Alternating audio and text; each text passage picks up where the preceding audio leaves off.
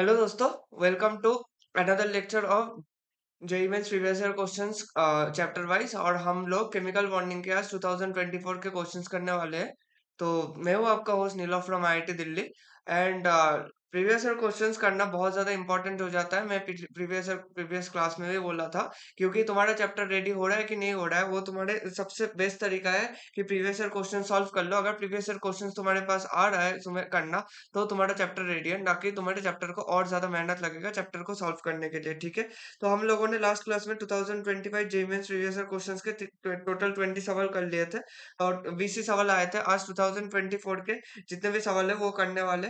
तो 2024 JEE mains previous year questions करने जा रहे हैं। और मेंस का प्रीवियस ईयर क्वेश्चन करने से पहले तुम लोग एक बार थ्योरी को अच्छे से रिवाइज करके आओ, क्योंकि थ्योरी को अच्छे से रिवाइज करके आओगे तो तुम्हारा ही फायदा होगा। क्योंकि मैं इधर पूरा डिस्कस कर लूंगा, क्योंकि सिर्फ क्वेश्चंस के सॉल्व करना नहीं, बट द फैक्ट इज कि उसके पीछे जो कॉन्सेप्ट छुपा हुआ है वो जानना ज्यादा इंपॉर्टेंट हो जाता है। कि तुम क्वेश्चन को तुक्का मार के कर रहे हो या फिर सही से उसका कॉन्सेप्ट सही से लगा रहे हो, वो बहुत ज्यादा इंपॉर्टेंट हो जाता है। ठीक है, तो हम लोग चलते स्टार्ट करते हैं आज का वीडियो। तो पहला टोटल 20 क्वेश्चंस हम लोग पिछले दिन कर लिए थे। सो टोटल क्वेश्चन नंबर 21 में हम लोग देखते हैं कि पूछा है कि choose the polar molecule from the following. जब पोलर मॉलिक्यूल चूज करने बोला है, तुम्हें पता है कि पोलर मॉलिक्यूल का मतलब क्या होता है। जिन लोगों के पास डाइपोल मोमेंट, जिनके पास, अगर मैं बोलूं, जिनके पास तुम्हारे पास डाइपोल मोमेंट जिसको हम लोग म्यू से निकालते हैं, तो ये अगर नॉट इक्वल टू जीरो है तो वो हमारे पास क्या हो जाता है, पोलर मॉलिक्यूल हो जाता है। और जिन जिन लोगों के पास डाइपोल मोमेंट, जिनके पास डाइपोल मोमेंट हमारे पास क्या होता है, म्यू इक्वल टू जीरो हो जाता है, वो हमारे पास क्या हो जाता है, नॉन पोलर मॉलिक्यूल हो जाता है, नॉन पोलर मॉलिक्यूल। इतना हमें अच्छे से पता है। अब ध्यान से सुन लो कि इधर पहले की CCl4 बोला है। अब ये dipole moment, polar molecule, non polar molecule निकाल जब भी निकालने बोलेगा ना, तो तुम्हारे पास सबसे पहला काम हो जाता है कि उसका स्ट्रक्चर निकाल लेना। अब CCl4 का शेप कैसे होता है, टेट्राहेड्रल शेप होता है। CCl4 ड्रॉ कर लो, C, chlorine, chlorine, chlorine, chlorine, carbon dioxide. अब CCl4 में देखने जाओगे तो एक क्लोरीन ऊपर खींचेगा, दूसरा क्लोरीन इधर, तीसरा क्लोरीन इधर, चौथा क्लोरीन इधर। और नीचे जो 3 क्लोरीन दिख रहा है वो नीचे इक्वली देगा, जो जो ऊपर वाले क्लोरीन है उसको क्रॉस क्रॉस करेगा। और हमें पता है टेट्राहेड्रल में जैसे कि CH4 में होता है, टेट्राहेड्रल में इस तीनों का कंपोनेंट जब कोस्टिटल हो गया एकदम बीच में सेंटर में, वो एग्जैक्टली इक्वल आएगा। और एक दूसरे को जब कट आउट कर देगा तो इसका म्यू क्या आ जाएगा, म्यू इक्वल टू जीरो आ जाएगा, जो कि हो जाएगा नॉन पोलर मॉलिक्यूल। तो ये तो ऑप्शन में नहीं हो सकता, ये नॉन पोलर हो गया। उसके बाद कार्बन डाइऑक्साइड आता है। कार्बन डाइऑक्साइड का स्ट्रक्चर कैसे आता है, carbon double bond oxygen, double bond oxygen. एक कार्बन डाइऑक्साइड में जितना ये कार्बन डाइऑक्साइड इस साइड खींचेगा, ये कार्बन डाइऑक्साइड उस साइड ही खींचेगा। तो इस कार्बन डाइऑक्साइड में अगर मैं परमानेंट डाइपोल मोमेंट देखने जाऊं, अगर मैं परमानेंट डाइपोल मोमेंट अगर मैं परमानेंट डाइपोल मोमेंट देखने जाऊँ, तो मेरे पास क्या आ जाएगा, म्यू इक्वल टू जीरो आ जाएगा। ये भी क्या हो जाएगा, मेरे पास नॉन पोलर मॉलिक्यूल आ जाएगा। ये भी मेरे पास नॉन पोलर मॉलिक्यूल आ जाएगा। उसके बाद CH2 अगर मैं एल्किन सिस्टम ड्रॉ करूँ, तो एल्किन एल्किन सिस्टम ड्रॉ करते हुए तुम्हें ऐसे दिखेगा कि कार्बन है, डबल बॉन्ड कार्बन, एक हाइड्रोजन इधर, एक हाइड्रोजन इधर, एक हाइड्रोजन इधर, एक हाइड्रोजन इधर। ये तुम्हारे पास सिंपल एल्किन सिस्टम है। अब एल्किल सिस्टम पे हाइड्रोजन कार्बन में कार्बन ज्यादा इलेक्ट्रोनेगेटिव है, तो दोनों इधर चलेगा, ये भी इधर चलेगा। तो एटलीस्ट मेरे पास क्या हो रहा है कि चारों एक दूसरे को क्रॉस आउट कर रहा है। तो क्रॉस आउट जब कर रहा है, इसका भी म्यू इक्वल टू जीरो हो जाएगा। म्यू इक्वल टू जीरो हो गया मतलब मेरे पास क्या हो गया, नॉन पोलर मॉलिक्यूल हो गया। मेरे पास क्या हो गया, नॉन पोलर मॉलिक्यूल हो गया। ठीक है, इतना क्लियर है। तो मेरे पास ए नहीं होगा, बी नहीं होगा, सी भी नहीं होगा। अब C H C L three तुम ड्रॉ करोगे, CH3 का स्ट्रक्चर कैसे होता है, CH3 भी तुम्हारे पास क्या हो जाएगा, तुम्हारे पास टेट्राहेड्रल शेप का आ जाएगा। जब CH3 तुम ड्रॉ करने जाओगे, तो तुम्हारे पास देखो कार्बन है, इधर हाइड्रोजन होगा, और तीनों क्लोरीन ऐसे ऐसे ऐसे हो रहा है। अब देखो कार्बन हाइड्रोजन में तुम्हें पता है कि कार्बन हाइड्रोजन का इलेक्ट्रोनेगेटिविटी कितना होगा, 2.1 होगा। कार्बन का इलेक्ट्रोनेगेटिविटी कितना होगा, 2.5 होगा। हाइड्रोजन से कार्बन की तरफ जाएगा, और कार्बन में जो नीचे तीन क्लोरीन एटम्स है, ये इस साइड, इस साइड और इस साइड, और उसका जो नेट डाइपोल मोमेंट होगा कार्बन से हाइड्रोजन का इतना और कार्बन से क्लोरीन का इतना, तो टोटल ये दोनों डाउनवर्ड डायरेक्शन में तुम्हारे पास डायरेक्ट कर रहा है, तो इसका म्यू इक्वल टू ये नॉट इक्वल टू जीरो आएगा। नॉट इक्वल टू जीरो मतलब तुम्हारे पास क्या हो जाएगा, पोलर मॉलिक्यूल आ जाएगा। ठीक है, तो ये तुम्हारे पास पहला क्वेश्चन आया। पहले क्वेश्चन में हमारे पास क्या पूछा था, सिंपली कि पोलर मॉलिक्यूल और नॉन पोलर मॉलिक्यूल क्या होता है। ठीक है, इतना क्लियर हो गया। तो हम लोग चलते हैं नेक्स्ट क्वेश्चन पे। नेक्स्ट क्वेश्चन बोला है कि sum of the bond order of carbon monoxide and एनोप्लाज्म। जब कार्बन मोनोऑक्साइड और NO+ का कार्बन मोनोऑक्साइड का तुम्हारे पास जो मॉलिक्यूलर ऑर्बिटल डायग्राम वो बहुत ज्यादा फेमस होता है।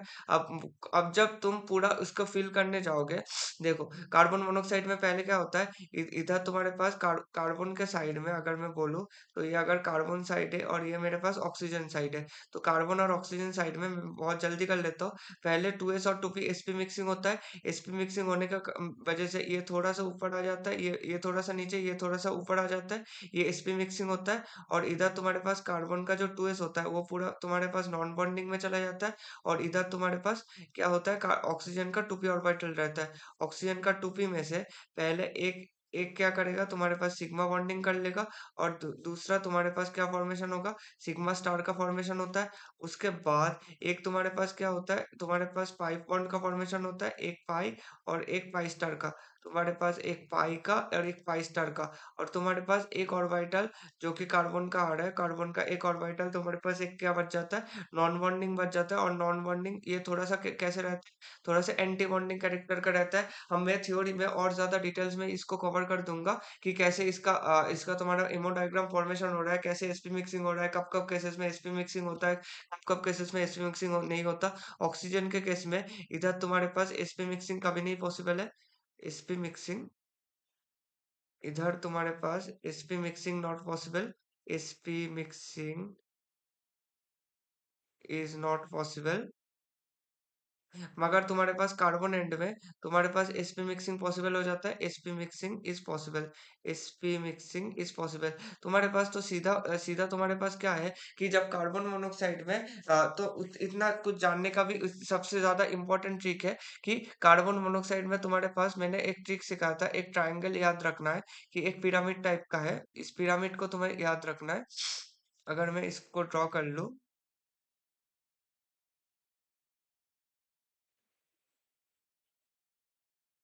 अगर तुम्हारे पास 14 नंबर ऑफ इलेक्ट्रॉन्स है, अगर तुम्हारे पास कब कैसे भी करके 14 नंबर ऑफ इलेक्ट्रॉन्स आ गया, जो कि तुम्हारे किसके लिए होता है, नाइट्रोजन मॉलिक्यूल के लिए होता है। नाइट्रोजन मॉलिक्यूल के लिए तुम्हारे पास कितना होता है, 14 नंबर ऑफ इलेक्ट्रॉन्स होता है। तो 14 नंबर ऑफ इलेक्ट्रॉन्स के लिए तुम्हारे पास हमेशा बॉन्ड ऑर्डर कितना,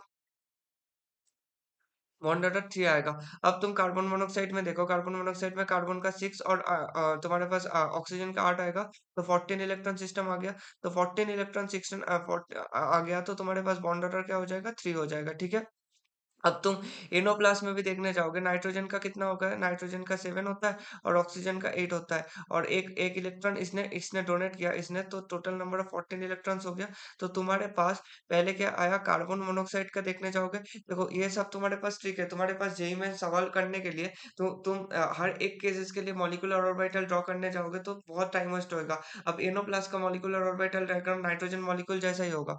ठीक है, तो तुम्हारे पास दोनों केसेस में 14 14 इलेक्ट्रॉन सिस्टम हो रहा है। तो कार्बन मोनोऑक्साइड के लिए भी बॉन्ड ऑर्डर तुम्हारे पास क्या आएगा, 3 आएगा। अगर तुम एनोप्लास में जाओगे तो एनोप्लास में भी तुम्हारे पास क्या आ रहा है, बॉन्ड ऑर्डर 3 आ रहा है। तो टोटल समेशन क्या आ रहा है, समेशन तुम्हारे पास 6 आ रहा है।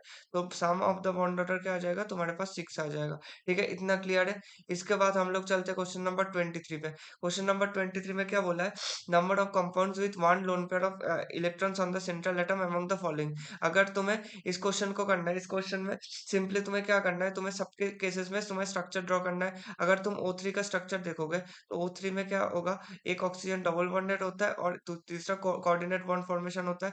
और एक तुम्हारे पास इधर सेंट्रल एटम में एक लोन पेयर तो रह ही जाता है। ठीक है, ये तुम्हारे पास क्या है, ओजोन का स्ट्रक्चर है। तो ओजोन में तुम्हारे पास क्या हो रहा है, इसमें बोला है कि one lone pair of electrons on the central atom. तो ओजोन में एक लोन पेयर हो रहा है, ओजोन तुम्हारे पास O3 हो गया। अब वाटर ड्रॉ करने जाओगे, तो वाटर में क्या हुआ, ऑक्सीजन, और दोनों तुम्हारे पास क्या आ गया, हाइड्रोजन हाइड्रोजन। तो ऑक्सीजन के ऊपर दोनों हाइड्रोजन है। तो ऑक्सीजन के ऊपर ये तुम्हारे पास क्या आ गया, 2 लोन पेयर आ गया। तो तुम्हारे ऑक्सीजन इधर तुम्हारे पास सेंट्रल एटम है और सेंट्रल एटम के पास तुम्हारे पास 2 लोन पेयर एटम्स आ गया। SF4 में देखने जाओगे तो सल्फर, सल्फर में 1 लोन पेयर, 1 लोन पेयर और 4 फ्लोरीन एटम्स, 2 फ्लोरीन, और इसका कैसे शेप होता है? इसका सीसॉ शेप होता है। हमें सब कुछ पता है कि इसका सीसॉ शेप होता है। और तुम अगर ज्योमेट्री जाओगे तो ज्योमेट्री ऐसे किसका होगा? ट्राइगोनल बाइपिरामिडल ज्योमेट्री हो जाएगा। इसका तुम्हारा टेट्राहेड्रल हो जाएगा और उसका तुम शेप में जाओगे तो इसका बेंड शेप में हो जाएगा। ठीक है, वाटर का। तो SF4 में टोटल तुम्हारे पास एक ही लोन पेयर आ रहा है ऑन द सेंट्रल एटम। इसके बाद जब ClF3 में जाओगे, ClF3 में कैसे होगा? क्लोरीन के पास टोटल 7 इलेक्ट्रॉन्स होता है, उसमें से फ्लोरीन 3 ले लिया, तो क्लोरीन के पास तुम्हारे पास 2 लोन पेयर्स बच गया। 2 लोन पेयर्स अगर बच गया, तुम्हारे पास पे होता है इसका टी शेप होता है। एक फ्लोरीन ऐसे, दूसरा फ्लोरीन ऐसे, और ये वाला फ्लोरीन कौन सा है? एक्सियल वाला है। और ये वाला फ्लोरीन कैसा है? इक्वेटोरियल वाला है। इक्वेटोरियल वाला है। और ये बेंट टी शेप का हो जाता है और दोनों लोन पेयर्स ऐसे आता है। तो इस केस के किस केस के लिए भी, ClF3 के केस के लिए, जिसका टी शेप आता है, टी शेप बोल सकते हो या फिर तुम बेंट टी बोल सकते हो, जो भी बोलोगे। तो इसके लिए तुम्हारे पास क्या होता है? इसके लिए 2 लोन पेयर्स आ जाता है सेंट्रल एटम पे। इसके बाद अगर हम लोग NH3 में चले तो NH3 का स्ट्रक्चर, ये तो बहुत बकवास वाला सवाल आ गया कि NH3 में भी तुम्हारे पास क्या होता है? इसका पिरामिडल वाला होता है। इसका पिरामिडल शेप आता है। और तो हमें पता है कि NH3 में एक लोन पेयर आता है on the central atom nitrogen. उसके बाद अगर BrF5 में चले तो BrF5 का स्ट्रक्चर क्या आता है? BrF5 का स्ट्रक्चर तो बहुत बार ये मेंस वाले पूछते हैं, XeO F4 और BrF5। तो इसमें भी क्या होता है? 5 फ्लोरीन एटम्स ऐसे रहता है और एक ये तुम्हारे पास ऑक्टाहेड्रल इसका ज्योमेट्री हो जाता है। इसका ज्योमेट्री क्या होता है? ऑक्टाहेड्रल ज्योमेट्री होता है।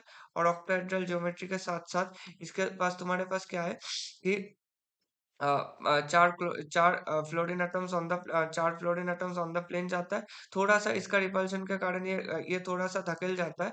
मगर तुम्हारे पास इसमें, हमें मेन मुद्दा क्या है इधर फाइंड करने, क्या बोला है कि सेंट्रल एटम में कितना नंबर ऑफ लोन पेयर्स है, तो इधर भी ब्रोमीन में एक लोन पेयर तुम्हारे पास हो रहा है।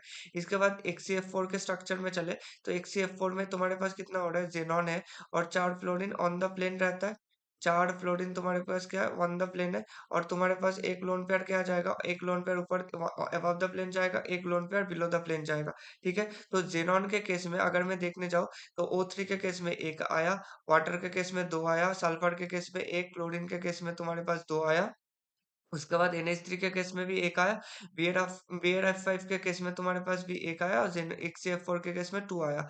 तो तुम्हारे पास टोटल नंबर ऑफ कंपाउंड्स क्या बन गया? टोटल नंबर ऑफ कंपाउंड्स 4 बन गया। तो क्वेश्चन नंबर 23 हो गया। क्वेश्चन नंबर 23 बहुत ही आसान क्वेश्चन था। ये 29 जनवरी 2024 शिफ्ट 1 में हर एक का, जैसे कि तुम्हें दिख पा रहा है ना कि कैसे शिफ्ट में कैसे टाइप ऑफ क्वेश्चंस आ रहे हैं। देखो, बहुत हार्ड क्वेश्चंस करने का बेमतलब होता है, बहुत इजी क्वेश्चंस करने की, जैसे कि मेंस का प्रीवियस ईयर क्वेश्चंस आ रहे हैं। अगर मेंस क्वालीफाई करना चाहते हो तो उस हिसाब से क्वेश्चन प्रैक्टिस करो।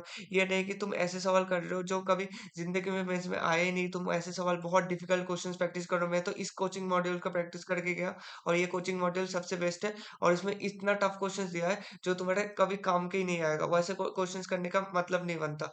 ठीक है, तो हम लोग नेक्स्ट क्वेश्चन में चलते हैं। नेक्स्ट क्वेश्चन में क्या बोला है कि total number of species from the following, जिसमें क्या बोला है, which are paramagnetic with bond order equal to 1। ठीक है, अब देखो, बॉन्ड ऑर्डर निकालने के लिए कभी भी एमओटी में जाओगे, एमओटी सॉल्व करने जाओगे, मैं एक ट्रिक अच्छे से इसको बता ही देता हूँ। Just a second. इसको अगर मैं ड्रॉ कर दूं,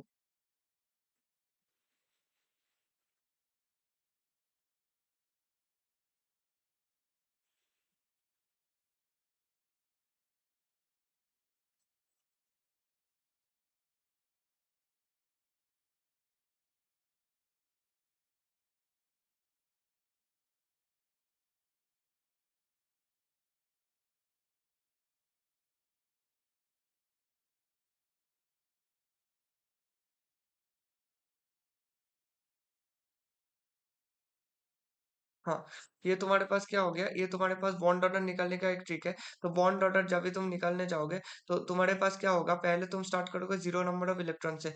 जब भी तुम, ये तुम्हारे पास जो है, ये अगर मैं स्केल बनाऊं इसका एक, हाँ, ये तुम्हारे पास एक स्केल है। ये तुम्हारे स्केल क्या हो जाएगा बॉन्ड ऑर्डर का।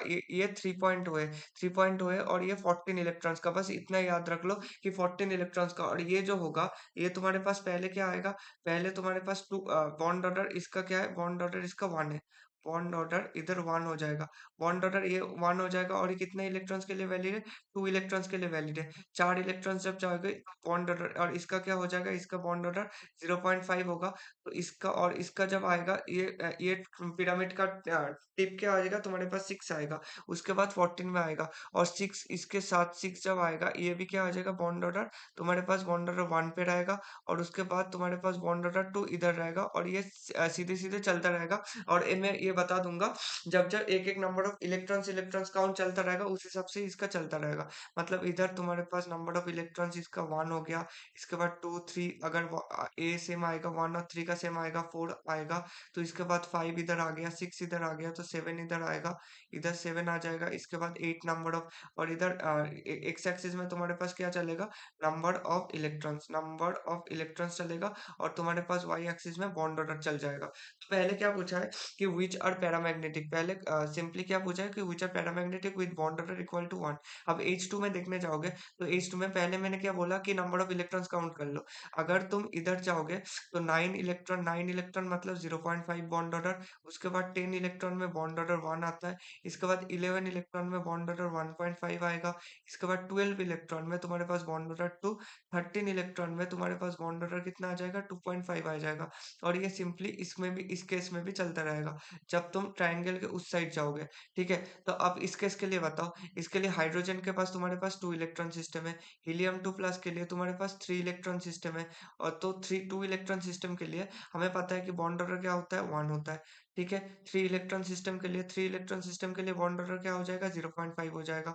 तो ये तो हमारे पास नहीं होगा, क्योंकि पूछा है कि बॉन्ड ऑर्डर इक्वल टू 1 किस किस के लिए होगा। अब O2 प्लस में बताओ, O2 प्लस में तुम्हारे पास, अगर मैं एक-एक का इधर लिख ही दूँ, तो तुम्हारे पास पहले क्या आया, पहले तुम्हारे पास हाइड्रोजन आया। हाइड्रोजन का 2 इलेक्ट्रॉन सिस्टम है। 2 इलेक्ट्रॉन का सिस्टम मतलब मेरे पास बॉन्ड ऑर्डर में बोलूँ, तो बॉन्ड ऑर्डर मेरे पास 1 हो गया। उसके बाद हीलियम 2 प्लस में मेरे पास 3 इलेक्ट्रॉन सिस्टम है। 3 इलेक्ट्रॉन सिस्टम है, मतलब मेरे पास बॉन्ड ऑर्डर क्या हो गया, 0.5 हो गया। उसके बाद मेरे पास क्या आया, ऑक्सीजन प्लस आया, O2 प्लस। O2 प्लस मतलब ऑक्सीजन का क्या होता है, ऑक्सीजन मतलब 16 O2, मतलब तुम्हारे पास 16 इलेक्ट्रॉन और O2 के ऊपर एक प्लस आ गया, मतलब तुम्हारे पास 15 इलेक्ट्रॉन हो गया। ठीक है। तो 15 इलेक्ट्रॉन के लिए कितना हो जाएगा, ये देखो 13 14 15, 15 इधर आ रहा है, मतलब तुम्हारे पास बॉन्ड ऑर्डर कितना हो जाएगा, 2.5 हो जाएगा। इधर 15 इलेक्ट्रॉन सिस्टम के लिए तुम्हारे पास बॉन्ड ऑर्डर कितना हो रहा है, 2.5 हो रहा है। ऐसे तुम चलते रहोगे। N2 2 माइनस उसका मतलब तुम्हारे पास नाइट्रोजन का कितना होता है, 14 इलेक्ट्रॉन। 2 इलेक्ट्रॉन उसने गेन किया, तो उसका क्या हो गया, 16 इलेक्ट्रॉन सिस्टम हो गया। 16 इलेक्ट्रॉन सिस्टम हो गया, तो देखो 16 इलेक्ट्रॉन में तुम्हारे पास बॉन्ड ऑर्डर कितना आ गया, 2.0 आएगा। तो तुम्हारे पास बॉन्ड ऑर्डर कितना आएगा, 2.0 आएगा। इंटू 2 माइनस के बाद तुम चलो O2 माइनस में। O2 माइनस मतलब ऑक्सीजन 16, तुम्हारे पास 18 इलेक्ट्रॉन सिस्टम है। 18 इलेक्ट्रॉन सिस्टम 17, और इधर 18 इलेक्ट्रॉन सिस्टम के लिए तुम्हारे पास बॉन्ड ऑर्डर कितना आएगा, 1 आएगा। तो इसके लिए तुम्हारे पास बॉन्ड ऑर्डर आया 1। अब ये सेम फ्लोरीन के लिए भी काम करेगा, क्योंकि O2 माइनस और फ्लोरीन में कोई डिफरेंस नहीं है। तो इसमें भी 18 इलेक्ट्रॉन सिस्टम है, और इसका भी बॉन्ड ऑर्डर कितना है, 1.0 है। ठीक है। इसके बाद हम लोग चलते हैं नेक्स्ट पे। नेक्स्ट में और क्या बोला है कि F2 हो गया Ne2 प्लस। Ne2 प्लस उसका मतलब क्या है, Ne2 मतलब 19 इलेक्ट्रॉन सिस्टम। 19 इलेक्ट्रॉन सिस्टम मतलब bond bond electron bond order कितना हो जाएगा, 19.5 हो जाएगा। उसके बाद 0.5 हो जाएगा। और लास्ट में क्या है, वो V2 दिया है। V2 मतलब तुम्हारे पास 10 इलेक्ट्रॉन सिस्टम है, और 10 इलेक्ट्रॉन सिस्टम के लिए हमारे पास देखा ही है कि बॉन्ड ऑर्डर कितना आता है, 1.0 आता है। तो तुम्हारे पास इधर से बॉन्ड ऑर्डर 1 किस किस के लिए आ रहा है, बॉन्ड ऑर्डर 1 आ रहा है, हाइड्रोजन के लिए बॉन्ड ऑर्डर 1 आया। O2 2 माइनस के लिए, फ्लोरीन 2 के लिए आया। और तुम्हारे पास V2 के लिए आया। अब ध्यान से सुन लो, जब ये पैरामैग्नेटिक स्पीशीज होला है, पैरामैग्नेटिक स्पीशीज का मतलब क्या है कि कभी भी तुम्हारे पास ऑड नंबर ऑफ इलेक्ट्रॉन्स आया, एंड 10 इलेक्ट्रॉन और 16 इलेक्ट्रॉन आया। ये दोनों केसेस के लिए तुम्हारे पास पहले क्या देखना होगा, तुम्हारे पास अगर तुम्हारे पास ऑड इलेक्ट्रॉन स्पीशीज आया, और तुम्हारे पास 10 इलेक्ट्रॉन स्पीशीज और 16 इलेक्ट्रॉन स्पीशीज आया, तो तुम्हारे पास बॉन्ड ऑर्डर क्या आ जाएगा, बॉन्ड तुम्हारे पास ये पैरामैग्नेटिक हो जाएगा। ये तुम्हारे पास क्या हो जाएगा, ये सिस्टम्स के लिए तुम्हारे पास पैरामैग्नेटिक हो जाएगा। पैरामैग्नेटिक हो जाएगा। अगर तुम्हारे पास ये पैरामैग्नेटिक स्पीशीज़ आ रहा है, तो पैरामैग्नेटिक स्पीशीज़ के लिए सिंपली क्या करोगे। हाँ, तो तुम्हारे पास पैरामैग्नेटिक स्पीशीज़ के क्या-क्या आ रहा है, ये तुम्हारे पास हाइड्रोजन में 2 इलेक्ट्रॉन सिस्टम आ जाएगा। 2 इलेक्ट्रॉन सिस्टम मतलब तुम्हारे पास ये क्या हो जाएगा, डायमैग्नेटिक स्पीशीज़। तो हाइड्रोजन तो नहीं रहा, O2 2 में तुम्हारे पास क्या होएगा, 18 इलेक्ट्रॉन सिस्टम। 18 इलेक्ट्रॉन सिस्टम मतलब ये क्या हो जाएगा, डायमैग्नेटिक स्पीशीज़ हो जाएगा। उसके बाद हमारे पास फ्लोरीन आया। फ्लोरीन में तुम्हारे पास क्या है, 18 इलेक्ट्रॉन सिस्टम है, मतलब ये भी डायमैग्नेटिक हो गया। लास्ट में क्या बचा, बोरॉन। बोरॉन में 10 इलेक्ट्रॉन सिस्टम होता है, और मैंने बोला कि ऑड इलेक्ट्रॉन के साथ-साथ अगर 10 इलेक्ट्रॉन और 16 इलेक्ट्रॉन कभी भी दिख जाए, वो तुम्हारे पास क्या हो जाएगा, पैरामैग्नेटिक हो जाएगा। ये तुम्हारे पास क्या हो जाएगा, पैरामैग्नेटिक हो जाएगा। तो इधर total number of species which are paramagnetic and bond order equal to 1, ये तुम्हारे पास क्या हो जाएगा, 1 हो जाएगा। ठीक है, इतना क्लियर है। उसके बाद हम लोग चलते हैं क्वेश्चन नंबर 25 पे। नेक्स्ट क्वेश्चन में क्या बोला है कि total number of molecules with zero dipole moment among CH4BF3 H2O, हाँ, H2 NH3 CO2 and SO2। ये क्वेश्चंस के लिए डाइपोल मोमेंट कैलकुलेशन जब भी करने बोलेंगे, हमारे पास कैसे जाना है, हम लोगों को सीधा उसका स्ट्रक्चर से जाना है। अब तुम्हें अच्छे से पता है कि जो हमारे पास CH4 होता है, अगर तुम CH4 में जाओगे तो CH4 हमारे पास क्या होता है, CH4 हमारे पास टेट्राहेड्रल शेप का होता है। CH4 हमारे पास टेट्राहेड्रल शेप का होता है। और अगर मेरे पास कभी भी आइडियल टेट्राहेड्रल शेप हो, जहाँ पर कोई भी लोन पेयर प्रेजेंट ना हो, तो हमारे पास कभी भी क्या होता है, म्यू इक्वल टू 0 आता है। मतलब मेरे पास क्या होता है, नॉन पोलर मॉलिक्यूल आ जाता है। ये मॉलिक्यूल क्या हो जाएगा, नॉन पोलर, क्योंकि इसका इस साइड में जाएगा, इस साइड में, इस साइड में। तो इसका ऊपर के साइड में जितना आ रहा है, नीचे के साइड में वो उतना जाएगा, उतना डाइपोल मोमेंट क्रॉस आउट करेगा इसका। उस तो CH4 का तो जीरो डाइपोल मोमेंट हो जाएगा। तो इधर तुम्हारे पास पहले तो CH4 का आ गया। उसके बाद बताओ, उसके बाद BF3 का देखने जाओगे, तो BF3 का शेप कैसे होता है, पहले तो होता है ट्राइगोनल प्लेनर। BF3 का शेप क्या होगा, ट्राइगोनल प्लेनर। ट्राइगोनल प्लेनर मतलब बोरॉन इधर, एक फ्लोरीन इधर, एक फ्लोरीन तीसरा, चौथा, तीसरा फ्लोरीन इधर। मतलब ये इसको इधर खींचेगा, इधर खींचेगा, इधर खींचेगा, और इसका नेट इधर जितना खींच रहा है, इसका भी नेट कोसाइन में उतना ही खींचेगा। तो इसका भी म्यू इक्वल टू क्या आ जाएगा, म्यू इक्वल टू 0 आ जाएगा। मतलब तुम्हारे पास ये क्या हो जाएगा, नॉन पोलर मॉलिक्यूल हो जाएगा। ये भी नॉन पोलर होगा। तो तुम्हारे पास उसके बाद BF3 भी आ गया, तुम्हारे पास डाइपोल मोमेंट इक्वल टू, तो म्यू इक्वल टू 0 आ गया। इसका भी म्यू इक्वल टू 0 आया, इसका भी म्यू इक्वल टू 0 आया। उसके बाद थर्ड में देखने चलोगे, तो मेरे पास वाटर आ रहा है, H2 आ रहा है, मतलब वाटर। वाटर के केस में तुम्हारे पास क्या आता है, टेट्राहेड्रल शेप आता है। टेट्राहेड्रल तुम्हारे पास ज्योमेट्री आता है, तो ऑक्सीजन इलेक्ट्रॉनिक ज्योमेट्री इधर। और शेप तुम्हारे बात करूँ तो बेंड शेप आ जाता है। तो इसके लिए तुम्हारे पास वाटर पता है, वाटर कैसे होता है, पोलर मॉलिक्यूल होता है, क्योंकि ऑक्सीजन की तरफ खींचेगा। तो तुम्हारे पास नेट डाइपोल मोमेंट ऊपर की तरफ रहेगा, जिसके पास मैं बोल सकता हूँ म्यू नॉट इक्वल टू 0 होगा। उसका मतलब मेरे पास क्या हो जाएगा, पोलर मॉलिक्यूल। ठीक है, उस मतलब पोलर मॉलिक्यूल। तो तुम्हारे पास H2O तो नहीं हुआ। उसके बाद HF में चलोगे, HF का तुम्हारे पास शेप क्या होगा, HF में देखने जाओगे तो तुम्हारे पास लीनियर शेप होता है। और तुम्हें पता है इलेक्ट्रोनेगेटिविटी डिफरेंस अगर एग्जिस्ट करेगा, अगर इलेक्ट्रोनेगेटिविटी डिफरेंस एग्जिस्ट कर रहा है, मतलब फ्लोरीन अपना इलेक्ट्रॉन्स खुद के पास फ्लोरीन अपना इलेक्ट्रॉन्स खींच रहा है, फ्लोरीन अपना इलेक्ट्रॉन्स खींचते रहेगा, तो इसके पास इसका डाइपोल मोमेंट, इसका भी क्या हो जाएगा, म्यू नॉट इक्वल टू 0 होगा। मतलब मेरे पास क्या हो जाएगा, मेरे पास पोलर मॉलिक्यूल एग्जिस्ट करेगा। ठीक है, तो HF हो गया। उसके बाद HF भी मेरे पास पोलर मॉलिक्यूल हो गया, वाटर भी पोलर मॉलिक्यूल हो गया। इसके बाद ये बहुत गंदा हो जाएगा, मैं क्रॉस नहीं करना चाहता, तो ये नीचे क्रॉस कर देते। तो वाटर भी नहीं हुआ, HF भी नहीं हुआ। उसके बाद तुम एमोनिया ड्रॉ करने जाओगे, तो एमोनिया के केसेस में क्या आएगा, नाइट्रोजन के ऊपर लोन पेयर एग्जिस्ट करता है, और तुम्हारे पास 3 हाइड्रोजन एग्जिस्ट करता है। तो इधर क्या हो गया, ऊपर के तरफ तुम्हारे पास क्या जाएगा, ऊपर के तरफ तुम्हारे पास लोन पेयर ऑफ इलेक्ट्रॉन्स है, और हाइड्रोजन से भी नाइट्रोजन की तरफ तुम्हारे पास क्या जाता है, डाइपोल मोमेंट। तो तुम्हारे पास दोनों नाइट्रोजन से लोन पेयर की तरफ और नाइट्रोजन से हाइड्रोजन की तरफ, तो दोनों क्या जाएगा, एक ही सेम डायरेक्शन में है। ये दोनों क्या है, तुम्हारे पास सेम डायरेक्शन में प्रेजेंट है। अगर तुम्हारे पास सेम डायरेक्शन में प्रेजेंट है, तो तुम ये बताओ, इसका भी क्या आ जाएगा, म्यू नॉट इक्वल टू 0 आ जाएगा। उसका मतलब एमोनिया भी क्या हो जाएगा तुम्हारे पास, एमोनिया जो है मेरे पास, वो भी मेरे पास पोलर मॉलिक्यूल आ जाएगा। एमोनिया भी नहीं हुआ। इसके बाद कार्बन डाइऑक्साइड में देखने जाओगे, तो कार्बन डाइऑक्साइड का क्या हो जाएगा, कार्बन डाइऑक्साइड का थोड़ी देर पहले भी देखे, इसी शिफ्ट में क्वेश्चन, तुम्हारे पास ER में आया था। तो कार्बन डाइऑक्साइड में कार्बन से ऑक्सीजन की तरफ जितना खींचेगा, ये भी उतना ही खींचेगा। तो इसका म्यू इक्वल टू 0 हो जाएगा। उसका मतलब तुम्हारे पास क्या हो जाएगा, क्या ये नॉन पोलर मॉलिक्यूल हो गया, ये तुम्हारे पास नॉन पोलर मॉलिक्यूल हो गया।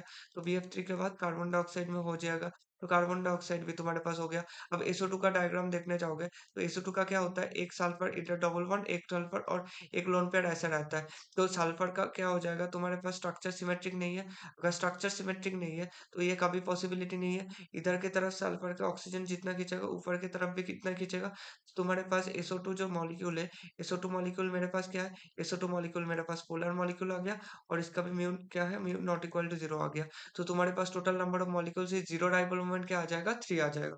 ठीक है, इतना क्लियर हुआ। तो क्वेश्चन नंबर 25 हो गया मेरा। क्वेश्चन नंबर 25 हो गया तो मैं हम लोग चलते क्वेश्चन नंबर 26 में चलते। क्वेश्चन नंबर 26 में क्या बोला है, क्वेश्चन नंबर 26 में total number of sigma and pi bonds in 2 formyl hex four enoic acid. अब 2 formyl hex four enoic acid जानने से पहले हमें सबसे पहले इसके लिए आईयूपीएसी नोमेनक्लेचर पढ़ना पड़ेगा। तो जिन लोगों को आईयूपीएसी नोमेनक्लेचर अभी तक नहीं आया, इस क्वेश्चन को सिंपल में इसका स्ट्रक्चर बना देता हूँ। उसके बाद तुम सिग्मा पाई बॉन्ड्स ढूँढने की कोशिश करो। तो इसके लिए क्या हो जाएगा, फॉर इनोइक एसिड है ना, तो तुम्हारे पास कार्बोक्सिलिक एसिड पहले इधर आ जाएगा। इसके बाद 2 फॉर्माइल बोला है, तो ये तुम्हारे पास फर्स्ट कार्बन है, ये सेकंड कार्बन है। उसके बाद ये तुम्हारे पास हो गया, तो ये 3 और फोर्थ पोजीशन में इन आ गया और 6 हेक्स तक करना है, तो 5 6 सॉरी एक कार्बन ज्यादा हो गया। ये तुम्हारे पास स्ट्रक्चर आ जाएगा। अब ये तुम्हारे पास स्ट्रक्चर आ गया, इसका बताओ कि number of sigma bonds and number of pi bonds कितना हो जाएगा। अब number of sigma and pi bonds देखने जाओगे, पहले बार सिग्मा बॉन्ड और पाई बॉन्ड देखने जाओगे।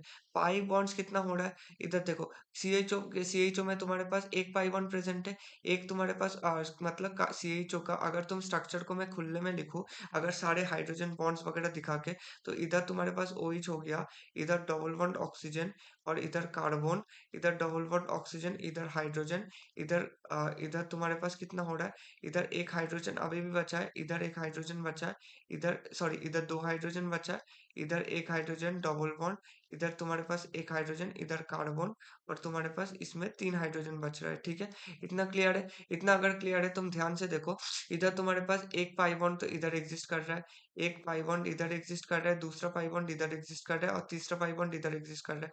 तो तुम्हारे पास total number of pi bonds कितना आ गया, 3 पाई बॉन्ड्स आ गया। अब तुम इसके बाद क्या देखोगे, सिग्मा बॉन्ड कैलकुलेट करने जाओगे। सिग्मा बॉन्ड कैलकुलेट करने तुम्हारे पास एक सिग्मा बॉन्ड इधर ये हो गया, तो पहला फर्स्ट सेकेंड, इसके बाद 3, इसके बाद 4 5 6 7 8 9 और दो 10 और 11, इसके बाद 12 13 14 15 16 17 18 19। तो तुम्हारे पास टोटल सिग्मा बॉन्ड्स कितना हो गया, टोटल सिग्मा बॉन्ड अगर कैलकुलेट करने जाओगे तो तुम्हारे पास 19 हो गया। अब टोटल पूछा है तो टोटल नंबर ऑफ 19 प्लस 3 तुम्हारे पास क्या आ जाएगा, 22 आ जाएगा। याद रखना, कभी भी डबल बॉन्ड प्रेजेंट है तो उसके में उसमें क्या होता है कि एक तुम्हारे पास सिग्मा बॉन्ड होता है, दूसरा तुम्हारे पास पाई बॉन्ड होता है। तो ये हमेशा वैलिड नहीं होता, क्योंकि कार्बन C2 मॉलिक्यूल में अगर हम लोग देखने जाएंगे तो C2 मॉलिक्यूल में अगर तुम्हारे पास एक डबल बॉन्ड प्रेजेंट है तो उसमें दोनों ही पाई बॉन्ड एग्जिस्ट करते हैं। ऐसे कोई बेसिक सेंस नहीं बनता कि तुम्हारे पास अगर कभी भी डबल बॉन्ड, हाँ जनरल केसेस के लिए तुम बोल सकते हो कि तुम्हारे पास अगर दो डबल बॉन्ड प्रेजेंट एक डबल बॉन्ड प्रेजेंट है तो उसके लिए क्या होता है, एक तुम्हारे पास सिग्मा बॉन्ड होता है, एक तुम्हारे पास पाई बॉन्ड होता है। ठीक है, इतना क्लियर है। इसके बाद हम लोग चलते हैं नेक्स्ट क्वेश्चन पे। नेक्स्ट क्वेश्चन में क्या बोला है, question 26 done. 27, the total number of anti-bonding molecular orbitals formed from 2s and 2p atomic orbitals in a diatomic molecule। 2s and 2p और atomic orbital में ध्यान से सुन लो, तुम्हारे पास अगर कभी भी ऐसे क्वेश्चन पूछ रहा है कि 2s and 2p, तो तुम्हारे पास मॉलिक्यूलर ऑर्बिटल, अगर मैं एटॉमिक ऑर्बिटल की बात करूं, तुम्हारे पास एक स्टेटमेंट क्या होता है कि नंबर ऑफ एटॉमिक ऑर्बिटल्स, अगर मैं स्टेटमेंट को लिख ही दूं कि total number of atomic orbitals, total number of atomic orbitals participating in bonding, participating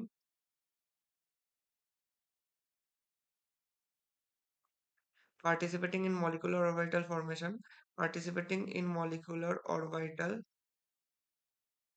formation, participating in molecular orbital formation will be equal to the number of molecular orbitals formed, will be equal to the number of molecular will be equal to the number of molecular orbitals formed। अब ध्यान से सुनो एक बात। अब क्या होगा कि इस केस के लिए तुम्हारे पास 2s एंड 2p और एटॉमिक ऑर्बिटल्स प्रेजेंट है। तो तुम्हारे पास जो 2s एटॉमिक ऑर्बिटल प्रेजेंट है, तुम्हारे पास 2s जो एटॉमिक ऑर्बिटल प्रेजेंट है, उस केस के लिए क्या हो जाएगा, उस केस के लिए तुम्हारे पास 2s प्रेजेंट है। 2s में तुम्हारे पास एक ही एटॉमिक ऑर्बिटल प्रेजेंट है। अगर मैं 2p में बात करूं, 2p में भी क्या एटॉमिक ऑर्बिटल प्रेजेंट है, 2p में तुम्हारे पास क्या 2p x होगा, 2p x 2p y, और तुम्हारे पास क्या प्रेजेंट है, 2p z प्रेजेंट है। तो तुम्हारे पास तीन प्रेजेंट होगा। तो उस आप देखो, ध्यान से सुनो।